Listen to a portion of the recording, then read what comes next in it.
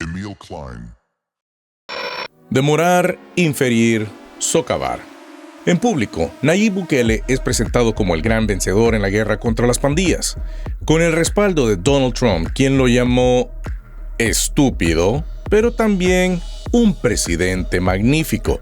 El Salvador ha recibido elogios internacionales por convertir uno de los países más violentos del mundo en uno de los más seguros, pero tras bambalinas, la historia es otra.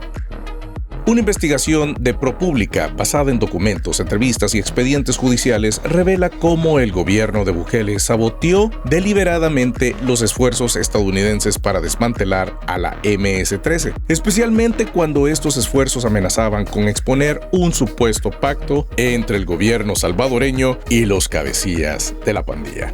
Desde 2019, la Fuerza de Tarea Vulcán, creada por el fiscal general de Trump, investigaba a la MS-13. Al avanzar la investigación, agentes federales descubrieron que altos funcionarios de Bukele, incluyendo su círculo más cercano, habrían negociado con la pandilla a cambio de votos, reducción de homicidios y apoyo político. Se alega que incluso desviaron fondos de ayuda estadounidense para beneficiar a los pandilleros. Cuando los agentes intentaron extraditar a líderes de la MS-13, el gobierno de Bukele hizo todo lo posible para impedirlo. Liberó a los jefes pandilleros, destruyó registros carcelarios, acosó a fiscales que colaboraban con Estados Unidos y purgó a los magistrados que aprobaban extradiciones. En un momento crítico, Bukele habría ordenado personalmente revertir la extradición de un cabecilla con un mensaje claro a un magistrado. Para eso te pusimos ahí. Muy bien, damas y caballeros, y para que ustedes puedan entender este pedazo, porque he hecho un resumen, de verdad, un resumen de toda esta información, que es mucha, pero es preciso que yo les lea este pedacito de noticia. Dice, el primer choque tuvo que ver con Armando Melgar Díaz, acusado de ser un líder de la MS-13, que actuaba como intermediario entre las pandillas en Estados Unidos y los cabecillas en El Salvador. Melgar, conocido como Blue, había ordenado el secuestro de una familia en Oklahoma que debía $145,000 a las pandillas. Recaudaba dinero de una red de narcotráfico que operaba en restaurantes de Maryland y Virginia y estuvo involucrado en asesinatos en Estados Unidos, según una acusación federal y entrevistas con funcionarios de Estados Unidos. Fue el primer integrante de la MS-13 acusado bajo leyes de terrorismo. Entonces ahora entiende usted por qué Estados Unidos quería a este pandillero. Quería que juzgaran a este pandillero en Estados Unidos. Bueno, la recién constituida Corte Suprema votó la aprobación de la extradición de Melgar, pero después revirtió su decisión y anunció que el asunto requería un análisis adicional.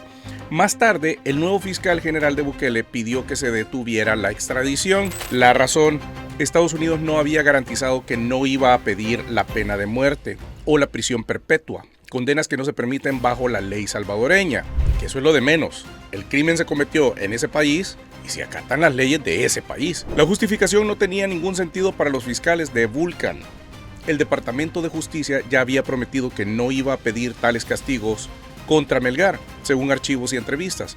Funcionarios estadounidenses y salvadoreños atribuyeron la revocación repentina al temor a que Melgar podría vincular a Bukele y su gobierno al pacto con la MS-13. Melgar Díaz iba a ser el caso de prueba, dijo Musto. Iba a ser una victoria fácil para Vulcan. Información obtenida por agentes de Estados Unidos incluye acusaciones de que el asesor judicial de Bukele, Conan Castro Ramírez, llamó a uno de los nuevos magistrados de la Corte Suprema y le dijo que encontrara la manera de parar la extradición de Melgar. Según entrevistas, cuando el juez objetó y dijo que la extradición ya estaba aprobada, Castro, presuntamente, le ordenó que la revirtiera. Para eso te pusimos ahí, le dijo, según las entrevistas. Luego, el Departamento de Estado sancionó a Castro por su papel en ayudar a la destitución inapropiada de los magistrados de la Corte Suprema de Justicia y el fiscal general. Castro no respondió a los intentos de contactar con él. Ok, y eso es lo que ha sucedido con este pandillero y con Bukele. En 2021, el fiscal general salvadoreño Raúl Melara y su equipo viajaron a Washington para presentar pruebas contundentes, grabaciones, videos, interceptaciones telefónicas que apuntaban a un pacto entre funcionarios del gobierno y los líderes de la MS-13.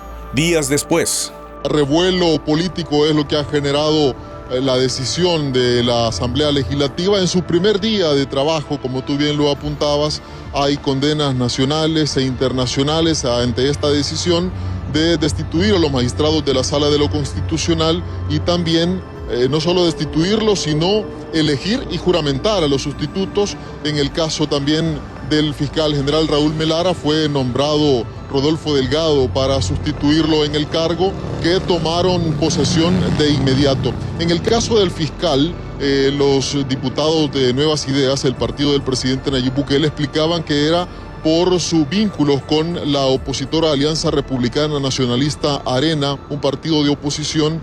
Pero también hay que decirlo, el fiscal mantenía abiertas al menos 17 investigaciones penales por supuestos malos manejos de fondos públicos durante la pandemia de COVID-19, algo que el gobierno ha rechazado. Bukele orquestó la destitución de Melara y 5 magistrados de la Corte Suprema, paralizando de inmediato las extradiciones. La administración Biden reaccionó sancionando a 3 aliados claves de Bukele: Carlos Marroquín, Osiris Luna y Carolina Recinos, por corrupción y vínculos con pandillas.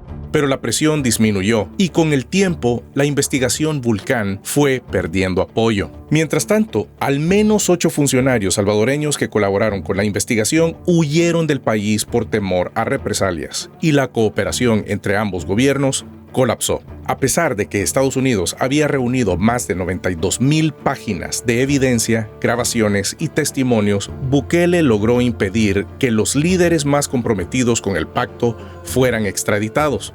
A cambio, Trump accedió a deportar a esos mismos líderes de regreso a El Salvador, como ocurrió en 2025 con César López Larios, alias Greñas, y otros. Fue una extradición al revés.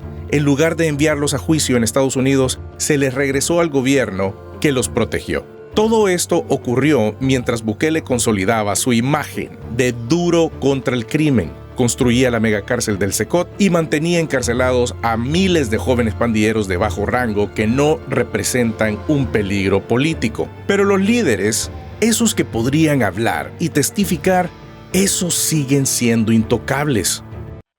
Emil Klein.